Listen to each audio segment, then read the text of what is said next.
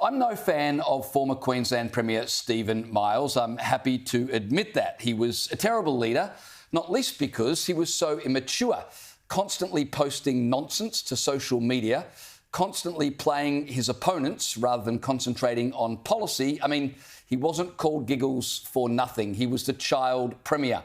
So we expected when the LNP took government, we'd get some adults in charge. And God knows, Queenslanders deserve it. But I'm not so sure that's what we're getting. Stephen Miles, now the opposition leader, travelled to Townsville a few days ago to visit victims of the floods. Now, while he was there, when coming back, he stopped in at Qantas Club and had a glass of wine. Well, someone took a photo. And then on the plane back to Brisbane, he also had a glass of wine and someone took a photo. Those photos ended up in the hands of Queensland LNP Deputy Premier Jared Blay, and today he tabled them in Parliament.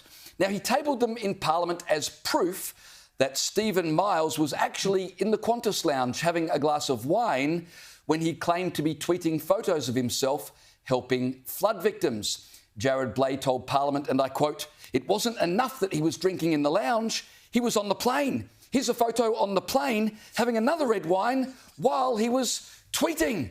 Shock horror. I got to tell you, I read this story in the paper this morning and I thought, God help Queenslanders if this is the answer to the Labor nonsense that went on. The LNP are doing the same thing. See, you're allowed to have a glass of wine in the Qantas lounge. You're even allowed to have a glass of wine on the Qantas aircraft. And here's another thing that maybe the LNP might like to know. It's entirely reasonable to tweet a photo of yourself after the event. If Stephen Miles had tweeted photos of himself helping flood victims while helping flood victims, he would have copped all sorts of criticism. So he took a couple of hours and did it over a glass of wine. Big deal. This is the very nonsense that Queenslanders got so fed up with, they kicked Stephen Miles out of office. And now the LNP are going on about it. And before people say, yeah, but you guys laud Donald Trump for his social media, shenanigans and for playing them out. Donald Trump's funny. Donald Trump's got a sense of humour. He's got wit. He's clever. This is primary school behaviour from the LNP Deputy Premier. Queenslanders deserve a lot better, especially with all the problems that state has got. Caroline, tell me I'm wrong. You're wrong. James, you're wrong.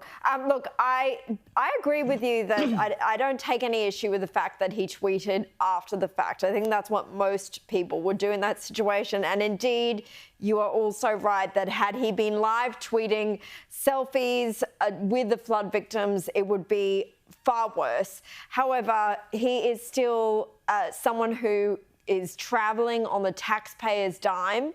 He had not one glass of wine, he had two. And you're right, there's nothing illegal with that, but the optics don't look good. I don't know if it was handled that well by the government in tabling it, in not having perhaps a little bit of humour about it. But I do think it speaks more to Stephen Miles's poor judgment. Now, this isn't the first time that he's done something like this. Maybe he was trying to avoid the backlash he got for taking a private jet 11 minutes to travel from one Queensland city to another while he was Premier, and to just deliver a birthday cake to one of his MPs and make a little announcement on the side as well that probably didn't warrant a private jet for 11 minutes. Maybe that's why he was taking a flight with the rest of us plebs on a Qantas plane. But you're still there as a representative of the people. And I don't think having a wine in the club lounge, having a wine on board is a good look, especially when you're there to visit flood victims. But I don't think most people could care less, to be perfectly honest. In the words of the great two-time premiership coach of the Adelaide Crows, the brilliant Malcolm Blight, I couldn't give a rat's toss bag. And I don't think anyone else does either. I mean, look, he actually went and visited people in flood-ravaged Townsville. He bothered to do that. If the bloke has a glass of wine in the lounge and a glass of wine in the or two or three or four, or however many were photographed. It's the least worst thing he's ever done. You've got a massive rap sheet of all the things Stephen Miles did while he was a terrible Premier. And, he had 2 glasses of wine on a plane when he was opposition leader. Are you telling me that anyone in Townsville is watching that and going, can't believe the bloke had 2 glasses of wine? If he was going on a private holiday, it would be one thing. If it was in his downtime, but that trip would have been paid for with taxpayers' dollars. He's in the Qantas lounge getting the free alcohol because of his position as a politician.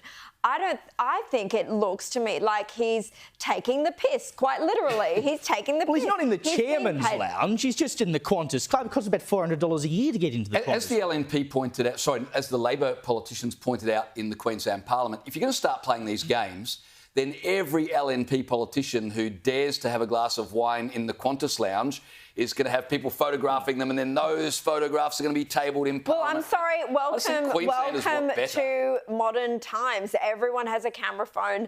Everyone who is a politician or has a profile is fair game, and he is in a public place. I noticed that this report, there was warnings that their private actions are no longer off limits. I'm sorry, you're on a plane. That is a public space. You're in the Qantas lounge. That is a public space. Just to understand, is your issue with politicians having a glass of wine on a plane, or is your issue with Stephen Miles having a glass of wine? No, it's about him going to visit flood victims so that he could put it on his Twitter account and make it look like he deeply cares about these people. And meanwhile, he's smiling and laughing and drinking wine. I just don't think it's a good look. So should he have visited them at all? He should have visited it, but I think he would have treated it with the seriousness and gravity that it demanded. Those people weren't probably chugging wine after his visit to them. They were cleaning up the mess and cleaning up the destruction of their lives. If anything would drive you to drink, it would be having Stephen Miles. I suspect they need the wine. But this is the thing. We used to be a serious country, right? Bob Hawke at one point had the world record for sculling a beer, for heaven's sake. He got cheered at the cricket. A former Prime Minister, Labor Prime Minister. He was at the cricket, not visiting flood victims. But he's having a glass of wine afterwards, seriously. They tried to do the same thing to Daniel Andrews. He was caught having a durry out the back of a party, and that got put in the paper. Look at naughty Daniel Andrews. Party, not a taxpayer. Can I point out, historic moment on the late debate. We began the show with a strident defence of Stephen Miles. I know. Look, it'll only happen once or maybe twice if they try it on again. But look, James and I on a unity ticket here. Just understand that politicians are also human beings.